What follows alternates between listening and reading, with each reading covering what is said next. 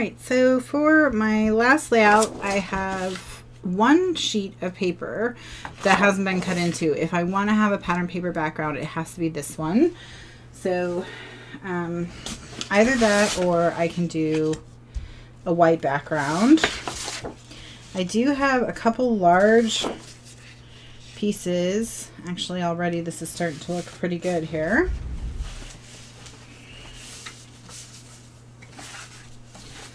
A couple large pieces of pattern paper.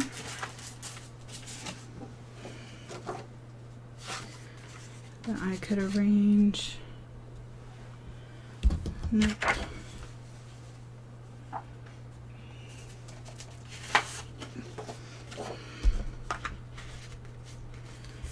Alright, so okay, so here's something starting to take shape.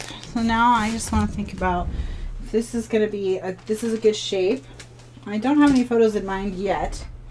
I don't always, when I scrapbook, know exactly what photos I'm going to use on a particular layout. I don't really work like that, but let's see. Got this photo.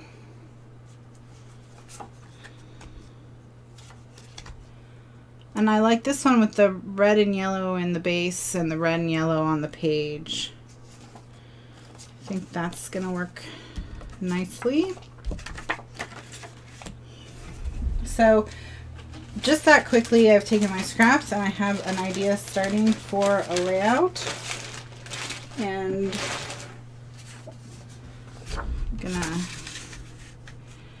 I'm gonna put the camera on fast forward and see what I can come up with. So I think I have my layout all planned out and that I know what I'm gonna do, and I'm just kind of laying out the pieces so I can see them all together. And I think I'm gonna use this blue background. That was the large piece I had left over. I didn't have enough to go all the way across because I had cut a strip off of it. So what I had to do was cut it, like slice it, and then stretch it out across the page. But then when I go to ink it and glue it down, I noticed at the back is this really pretty pink, and I think, well, gosh, maybe I'd rather have it be this pink. Like, I never even considered that. So then I decide that instead of having this bold blue and red layout, I'm going to have this soft pink and yellow layout. It works just as well for the photo, and it's a little bit of a departure for how I've been using these papers so far, in that it's a much softer look. And I thought, you know, I actually really enjoy it. So this is what I end up doing. And I just, once again, it doesn't turn out the way I planned, but I still like the way it turns out. So now that I know this is how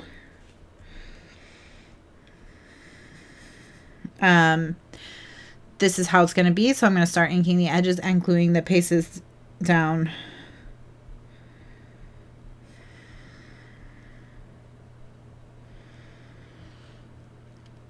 And like I said, I don't have a whole 12-inch piece of this, so I'm just using a piece of white cardstock as my base. And then I'm going to piece it all together. And this is, you know, a trick is that if you just put a layer on top that goes across all 12 inches, then you can cover up gaps like this. And I'm planning on cutting this red strip in half and using it for a pop of color underneath the yellow mat. So I inked all the edges first before I cut it in half, just because I find for me the skinnier pieces, the harder it is to ink. And so I wanted to ink it before I cut it into even skinnier pieces.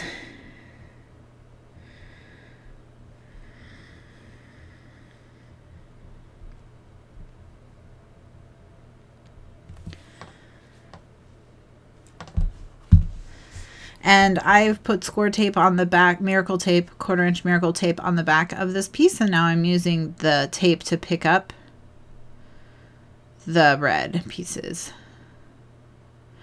I find that's easier for me than trying to stick these little skinny pieces to that larger piece. And now I'm going to do the same thing. I'm going to cut this piece in half so I can stretch it across the back. And when I'm done, it's going to look like I have 3 layers of paper stacked up on top of a full pink background.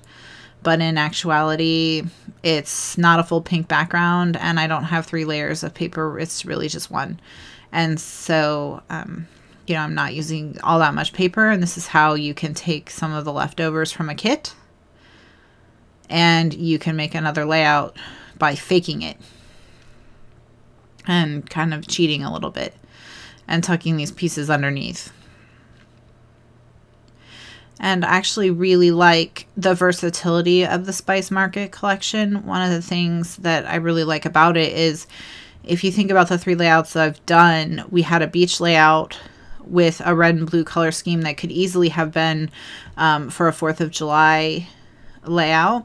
This paper collection itself seems kind of geared towards like a fall or harvest kind of feel in general when you look at it. But here again, we're getting a very soft pink and yellow layout from it. So it's definitely a collection where when you really break it down to its pieces and parts and kind of look at how you can put them together in this way or that way, you can come up with quite a few different looks that are very versatile.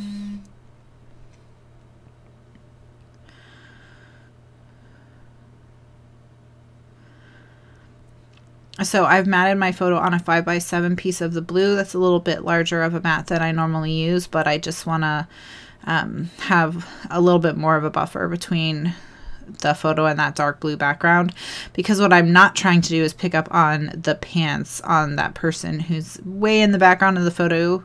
I don't want too much blue to emphasize that person over what's happening in the foreground. So now I'm just laying out some stickers and chipboard pieces from the Spice Market collection. And I think I want to use the date stamp, the smiley face chipboard, and the ampersand. And I've got just a little piece of grid paper here. This is actually from Doodlebug.